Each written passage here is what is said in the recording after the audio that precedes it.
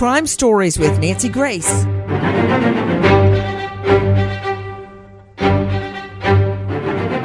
A 2-year-old little girl dead, shot in her own home, apparently by a self-inflicted gun wound.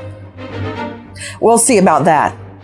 I'm Nancy Grace. This is Crime Stories. Thank you for being with us here at Fox Nation and Sirius XM 111.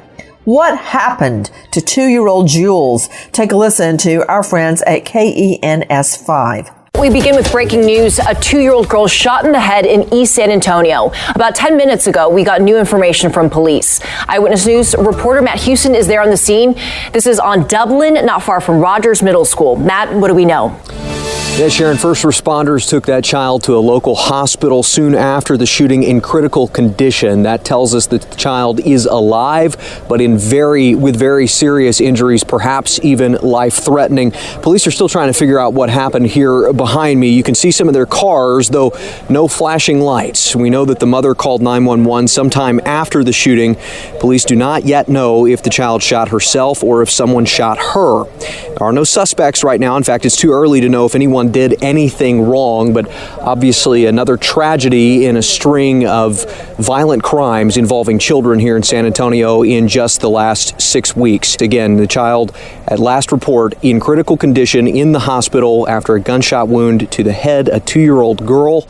A 2-year-old little girl raced to the hospital with a critical wound. With me, an all-star panel to make sense of what we know right now. David Lombardo, founder, principal, Safer USA Consulting Group. You can find him at guntestimony.com. John Dill, high-profile lawyer joining us out of Winter Park, Florida, author of The Method, Proven Techniques for Winning Jury Trials. Dr. Angela Arnold, renowned psychiatrist, joining us out of the Atlanta jurisdiction at AngelaArnoldMD.com. Lisa Daddio, former police lieutenant, New Haven PD. Dr. Michelle Dupree joining us.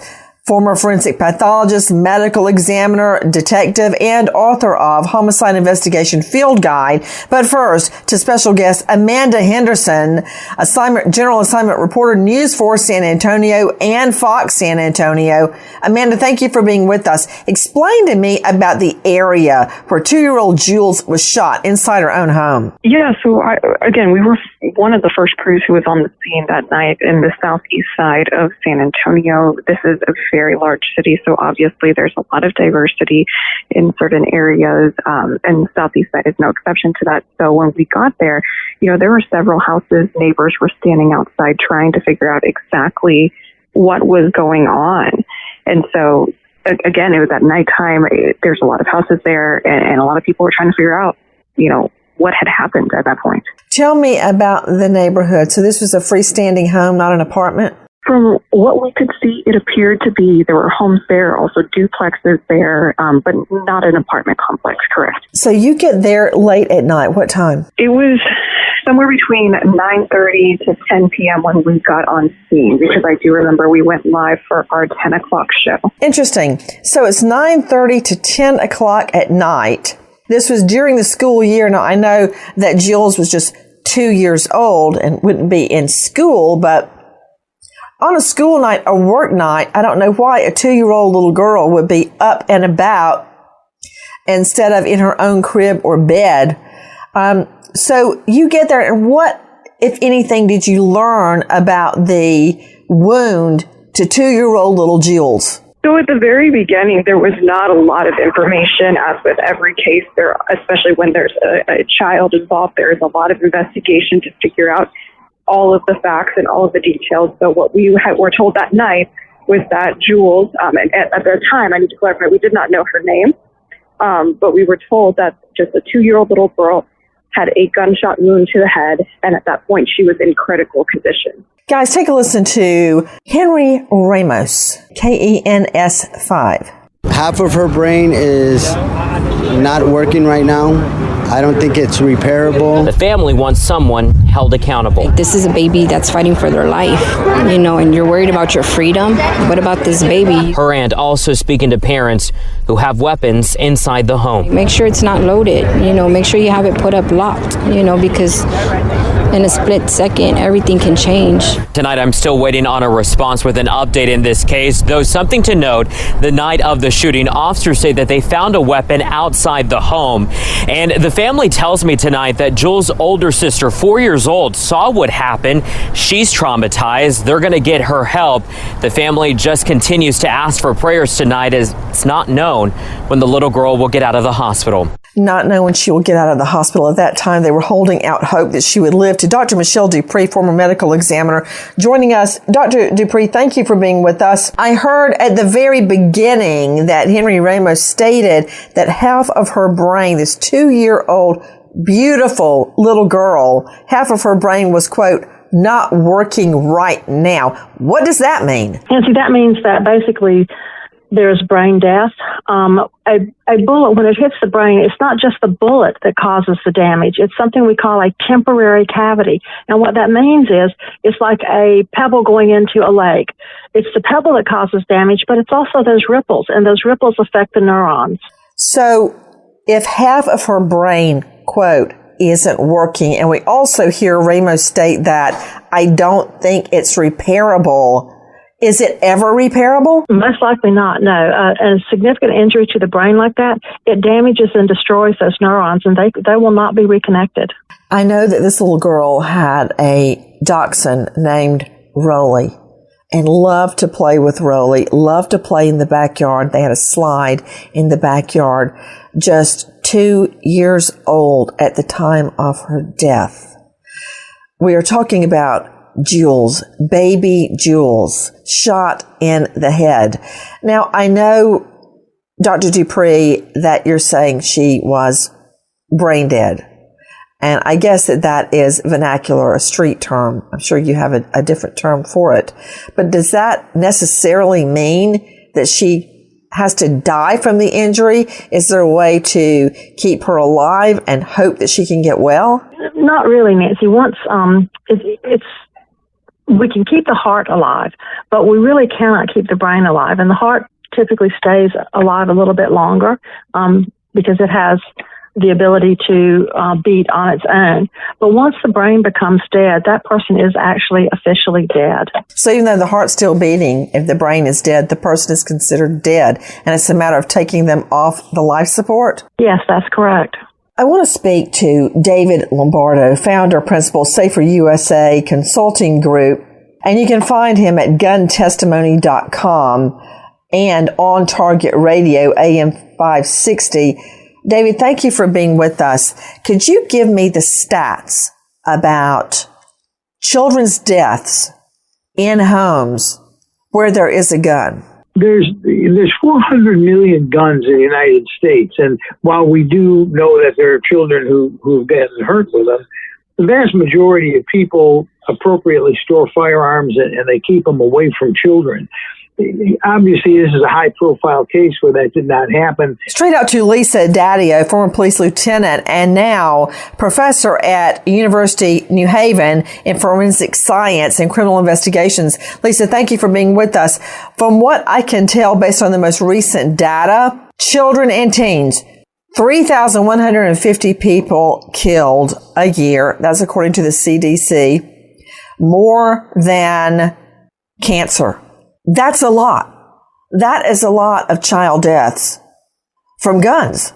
Help me out. It is. A lot of it, as we know, comes back to unsafe storage, gun owners not properly storing their firearms and just leaving them, or children knowing where they are. Don't think that if you have your gun stored in a safe that your child does not know the code or the key to get into it. We've seen that happen in the past. And, you know, a lot of it falls back on whomever's in the home not properly storing those firearms. Now, we also know that part of that also is going to come from being over someone's home and having that happen. Unfortunately, being outside and there being a drive-by shooting, or being a victim of gun violence in some other way other than improper storage of a firearm.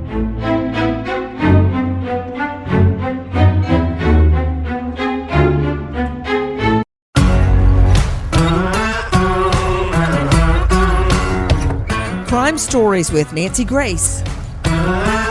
What happened to this little girl? You know, I'm very curious. To John Dill, personal injury lawyer, high-profile lawyer out of Winter Park, I'm just thinking back on my twins at age 2.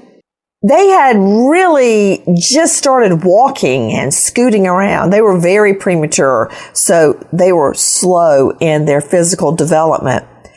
They had just started scooting around and walking at 18 months. And there's no way they could have picked up a gun and pointed it and shot themselves in the head at that age. I mean, I know children develop differently, but there's no way the twins could have done that at age 2. Yeah, that's one of the questions. Even if the idea that they're picking up a gun, I'm not sure if they could point it, turn it around, or depending on the trigger, even apply enough pressure to pull the trigger voluntarily. So that in and of itself, because of the age, is very suspicious. Well, apparently, in our cut 2, you will hear that Henry Ramos at KENS 5 agrees. Listen. Surrounding a family who is torn and in need of support, they're praying for 2-year-old Juelz Gonzalez and her loved ones. Her father, Julio. She's showing me she's strong and fighting, so we're going to keep fighting for her. Last Friday, when officers arrived here on Dublin Street, they came across the 2-year-old with a gunshot wound. The police preliminary report says the girl reportedly shot herself. Investigators say she was there with her mother and her mom's boyfriend at the home. Juelz's father and aunt don't believe the little girl could have done it. No, there's no way. Even the doctors and stuff like that, they say we've seen cases a lot of times, but your daughter was too young. She's not strong enough to do that. There's no way. Juelz is in the ICU and has a long road to recovery. To Dr. Angela Arnold, renowned psychiatrist joining me out of Atlanta. Dr. Angie, that feeling, I will never forget it. The feeling when you're at the hospital and you're hoping and you're praying for a recovery and then it doesn't happen. Those hours are like pure hell. It's like a limbo. It doesn't seem like it's day or night outside. It just goes on and on and on. And that's what you're hearing the father going through at the hospital. Well, and certainly, Nancy, during that time, everyone involved is in a state of shock. And everyone is also still maintaining hope, because no one in any of these situations goes in expecting that the person is going to die. There is always hope until the very last minute. Just as you were asking Dr. Dupree, what kind of injury occurs to the brain when these kinds of things happen? You know, Nancy, typically, you know, just the regular public doesn't understand that, because most people haven't worked in an emergency room and they don't see the kind of damage that was done to this little girl or anyone after being shot in the head. It's massive damage that happens. So, of course, the family is out in the waiting room hoping beyond all hope that the doctors can do something to save her little life. But they're in shock also. Now, I know that you're a psychiatrist, but you have to be a medical doctor and then specialize in psychiatry. Did you ever have to do tour at an emergency room? Oh, sure. I worked in the emergency room an awful lot. I did internal medicine before I did psychiatry, and so I worked in the emergency room. I moonlighted in the emergency room. Oh, my goodness. And trauma emergency rooms, Nancy. So, Dr. Angie, when they're saying that half of her brain was not working, what does that actually mean? Was her face blown off, this 2-year-old little girl? Probably. The half of her brain wasn't there. And I've seen that in the trauma rooms where I've been. It's horrific, Nancy. It's absolutely horrific. And so I'm sure they said to the family, half of her brain isn't working, because you're not going to go out in the waiting room and tell the family, oh my God, half of her brain is blown off. I mean, Nancy, I've been in the emergency room where there were a lot of farming accidents where I worked, and someone had their head mashed in some sort of farming tool, okay? And the family still thought that man was going to live. But we were watching his brain ooze out of the back of his head. They thought he was going to live. So you have to, when you're in the emergency room, Nancy, you have to save people from the reality of what's really going on with their loved one who's been injured so horribly. And to you, Dr. Michelle Dupree, former pathologist, medical examiner, and detective, Dr. Dupree, it's kind of like the family suspends their disbelief. Like when you go into a movie, you get totally sucked in. You're not looking at what's happening around you, and everything is believable and possible. The family goes to the emergency room, and they really believe that this child can be saved. They're out there hoping, they're praying. They think the baby can be saved, but she's been shot in the head. Exactly, Nancy. I mean, you don't want to believe it, and they're in shock. What you say to them, they're not even going to remember or understand at that point in time.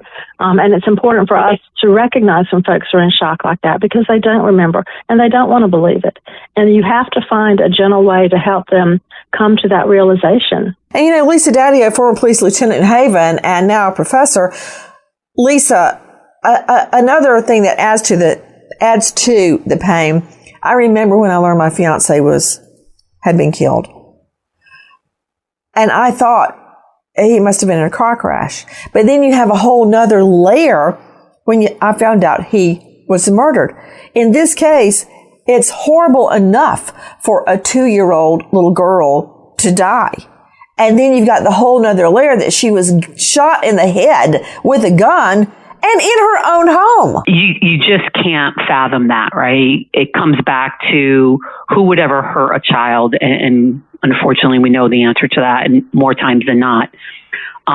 It just, everybody in the community, in the state was hoping that it was a true accident, but then it's like, well, how is it an accident with a 2-year-old? How does that happen? Guys, take a listen to our friend Sarah Forganey at KENS 5. A toddler shot in the head earlier this month has died. 2-year-old Juelz Gonzalez was rushed to the hospital on February 18th after being shot in the head.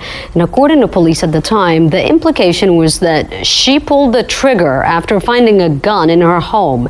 Police are investigating the case, and so far, no arrests. Now, the family did start a GoFundMe page for her funeral expenses, saying she gained her angel wings on Saturday. She was able to become an organ donor. Little Juelz was 1 month away from turning 3. To David Lombardo, founder and principal Safer USA Consulting Group, anchor of the National Shooting Sports Foundation SHOT Show. David, again, thank you for being with us. What can you tell me about trigger pull on a gun like this? Sure. The firearm that was in use was a Glock 35. It's a 40 caliber. And Glock is somewhat unique in the trigger pull. It's, without getting too technical, it's a single action 2-stage trigger. So you're talking about how difficult would it be to pull? The gun itself, fully loaded, which one would presume it probably was, is about a little over 2 pounds. And the trigger pull itself is, on the Glock, about 5.5 pounds, which is not really a lot.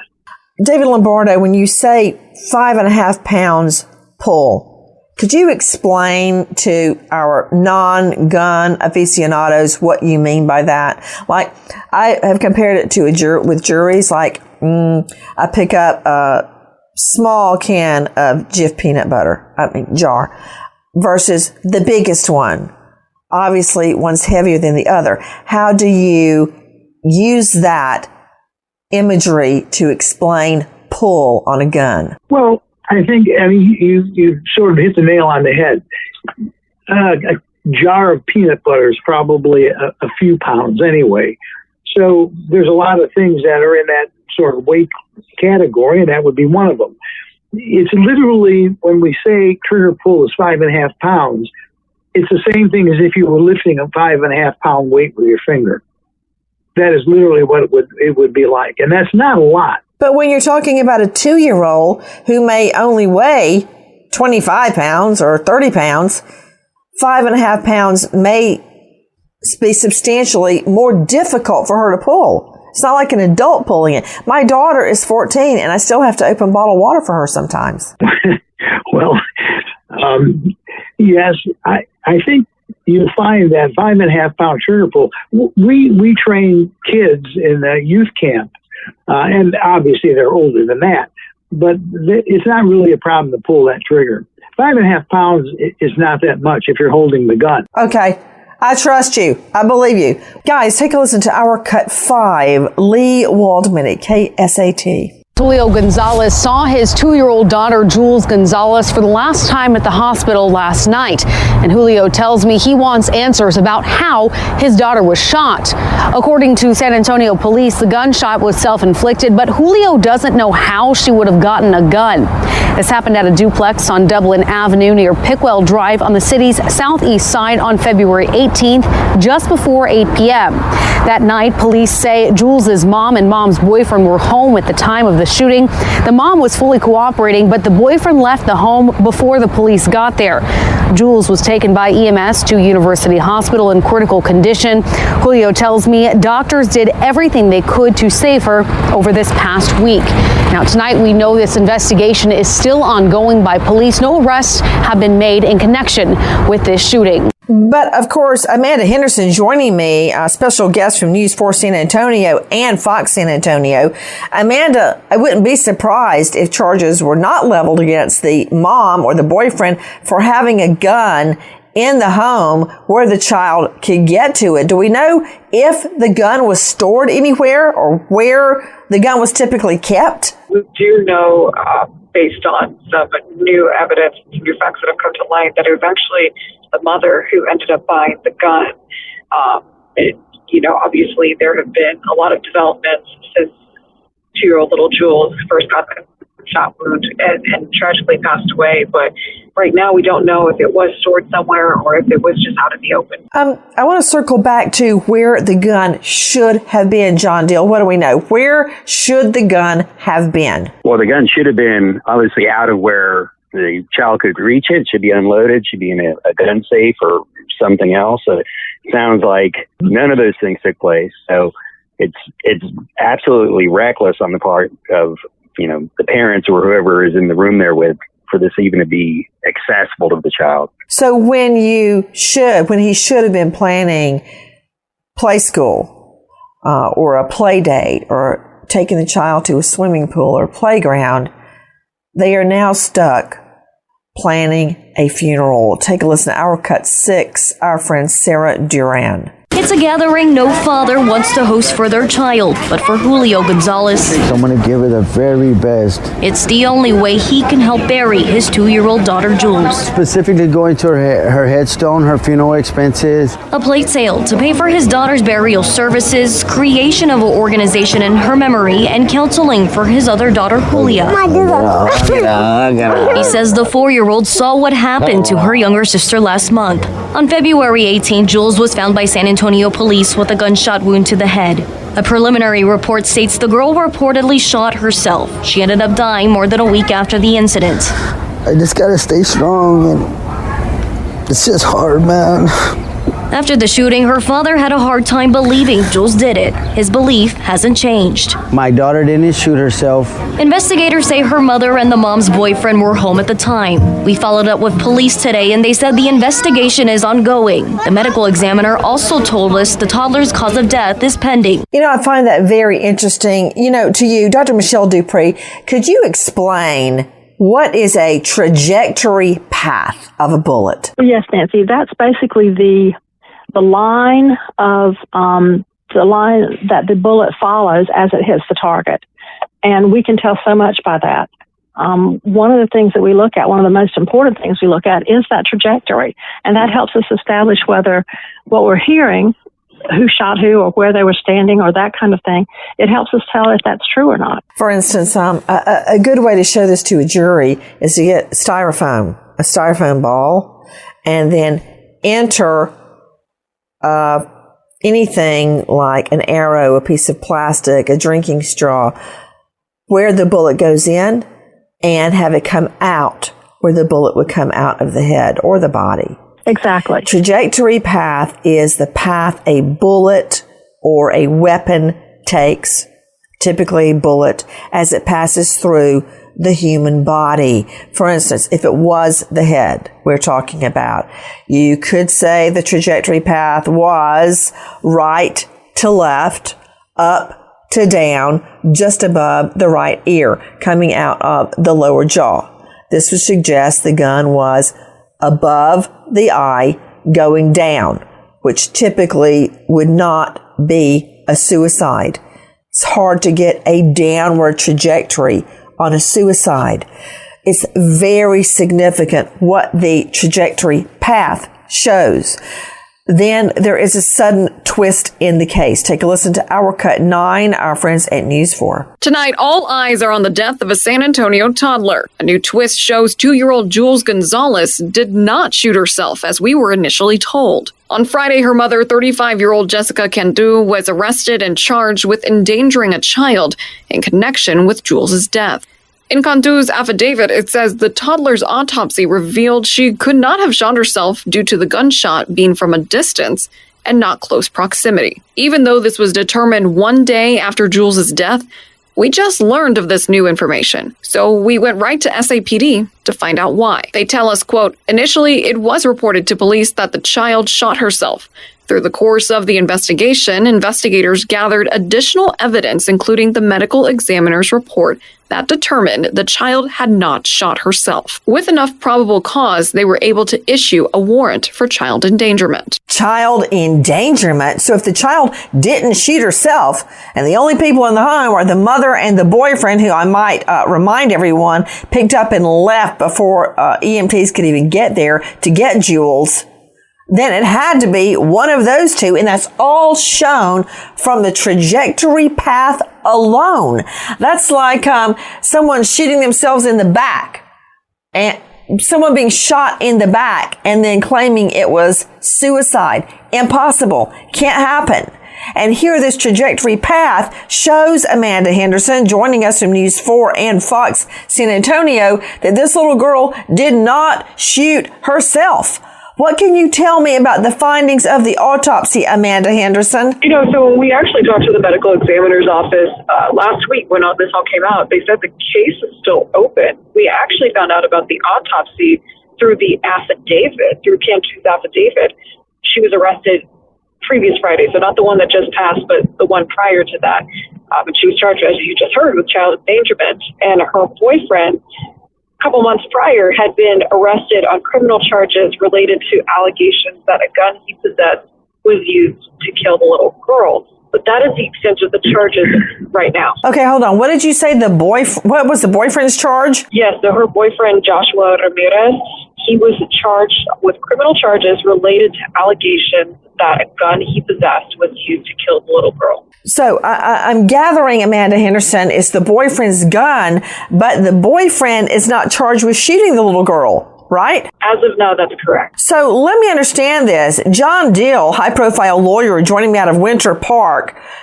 John Dill, you've got 2 adults in the home, one being the mother, the person you expect to protect you the most, now charged in the shooting death of her child. Now, I'm hearing an endangerment charge, but we know the child didn't shoot herself, Dill. The endangerment charge, obviously, just the gun even going off, which it clearly did, and being in the house would be enough for child endangerment. The issue becomes, if it's a homicide, it goes back to the trajectory issue that you were talking about. If it's from further away on a straighter path, that would tend to indicate that. If it's from down to up, then they could argue, she accidentally dropped it potentially. But I would think the actual trajectory and the actual distance away is what the police are going to continue to look at, because I believe this isn't the extent of the charges on this one. Man, I hope not. Guys, speaking of the distance, take a listen to our cut 8, our friends at KENS 5. New details tonight. A San Antonio woman arrested after her 2-year-old daughter died from a gunshot. Jessica Cantu is charged with endangering a child. Police say Cantu reported that her child, Juelz Gonzalez, shot herself in February. The 2-year-old died at the hospital days later. But now the medical examiner says the child could not have shot herself. The gun was shot from a distance and not close proximity. According to police records, Cantu says the gun belonged to her boyfriend, Joshua Ramirez. Police say he fled the scene before officers arrived.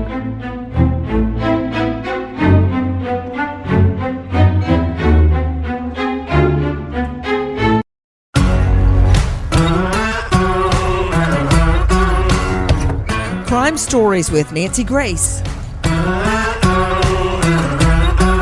Okay, explain to me, Lisa Daddio, how we know this little girl was not shot at close range. Well, you're going to look at the evidence, Nancy. You're going to look at the autopsy, the injuries, possibly the clothing of the child that she was wearing, the bedding, her hands, and you're looking for things such as gunshot residue. You're looking whether or not there's what we call blowback. If there's a close contact wound, parts of tissue, bone, blood is going to blow back onto the hand that was used. It's going to blow back onto and into the firearm, the barrel of the firearm. And you're going to be looking at all that type of evidence to determine whether or not this was actually a suicide, an accidental shooting, or a homicide. To David Lombardo joining me from Safer USA Consulting Group. David, it's my understanding to determine if a gunshot wound, a GSW, is close range, first you would look for stippling on the skin. In other words, was it a contact wound? If the gun is touching the skin, there will be a burning effect around this, on the skin, around the barrel from the heat of the shot and from the gun. You would look for gunshot residue on the victim's hand. Gunshot residue typically does not extend past 36 inches. So if there is not gunshot residue on the victim's hand, you would assume, and blowback, the way Lisa Daddio just explained, you would assume that the victim did not accidentally or intentionally shoot themselves. Now, what else should we look for? To David Lombardo. Well, gunshot residue can be as far as 5 feet, but you're right. The temperature of a shot averages in the thousands of degrees. So you're going to look. There'll be burning. If the closer it is, the more it would deform the skin from the burn. The residue itself is made up of copper and brass and nickel and all these metals that vaporize when you fire the gun. And so they literally get sprayed. The further away the muzzle of the gun, the wider the diameter that you would see on the face. So what we can tell is this. We can't say for sure if a child or someone committed suicide by holding a gun up to themselves, because anyone could hold it up close. But we can say that they couldn't have done it if you don't have residue, because if you have residue, it could be as far as 5 feet away. That means nobody could reach that far. Guys, take a listen to our cut 7. Our friend Henry Ramos, Ken's 5. This affidavit right here reveals when the suspect showed up here and agreed to talk to police. Though we've learned tonight, investigators say that he lied to them.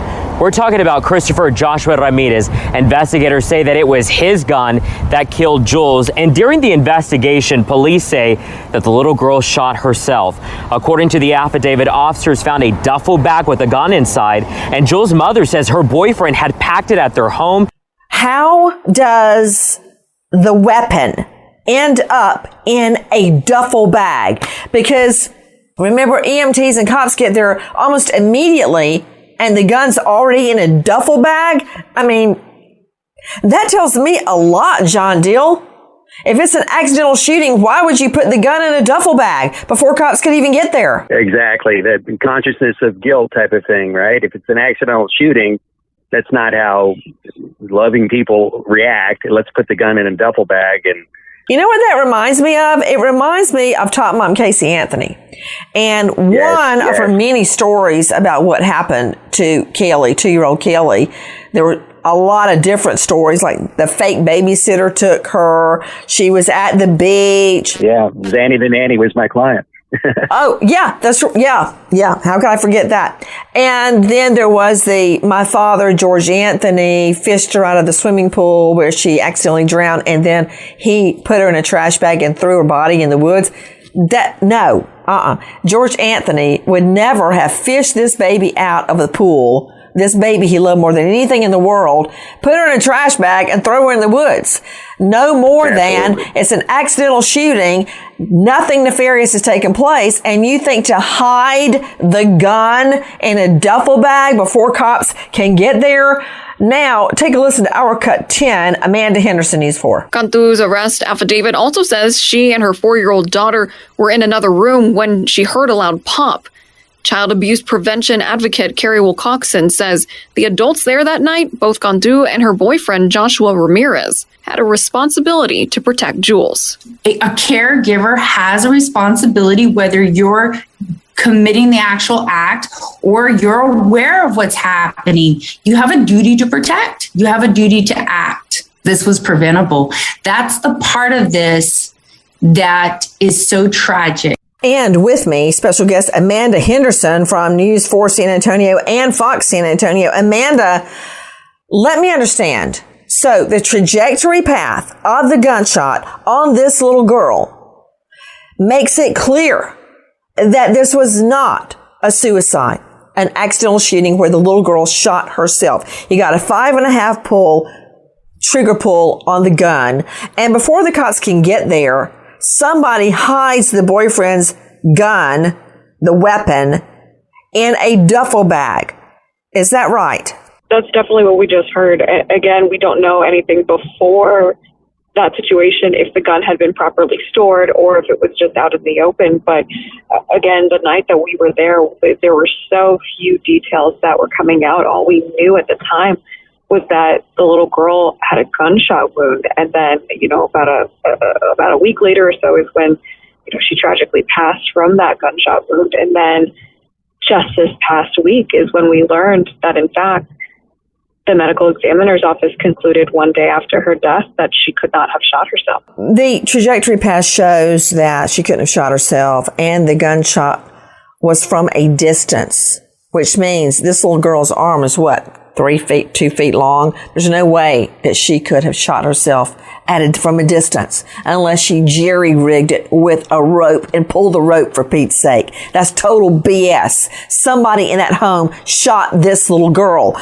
Amanda Henderson, the boyfriend, what is he charged with? So about a month or so after the original shooting took place, however, the gunshot came out, he was actually picked up on criminal charges that were related to allegations that a gun he possessed was used to kill Juelz. So that's his current charge, is that the gun used to kill 2-year-old Juelz was possessed by him. Correct. The mother is currently charged, Jessica Cantu, with what? She is charged with a child endangerment, or to be formal, endangering a child in the death of Juelz. Okay. This is very probative to me.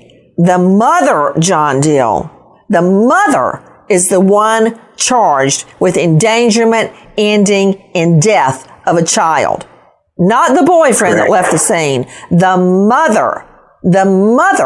And from that, I am deducing the mother shot her own 2-year-old child at a distance. I think it would tend to show that. I mean, if it's one of the two of them, if it's somebody pulled the actual trigger, it's one of the two of them, the charge is against her, endangerment causing the death.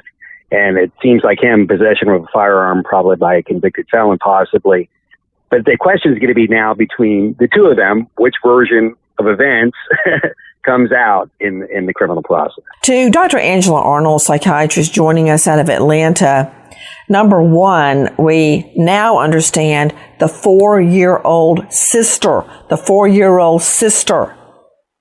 witnessed the death of her 2-year-old little sister, number one. And we also are learning that Juelz was autistic and had not learned to talk yet. How do you factor that into this scenario, Doctor? Well, first of all, the child that witnessed this, first of all, it appears to me that she could be a witness, couldn't she? Couldn't she tell people who shot the kid? Yes.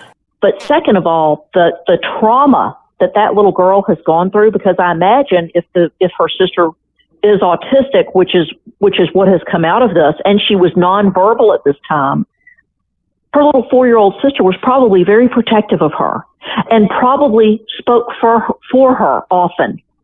Okay. And they probably had a little language between them that they used. But the trauma that the 4-year-old is going to have to bear and live with in her 4-year-old mind, there are things that are going to stop in her development because of what she has seen in this. Well, I know this. Somebody is lying, because now we're learning the 4-year-old saw the shooting of her 2-year-old sister. And the mother says that she and the 4-year-old were in another room when they both heard a, quote, loud pop. And I guarantee you, it's not the 4-year-old lying.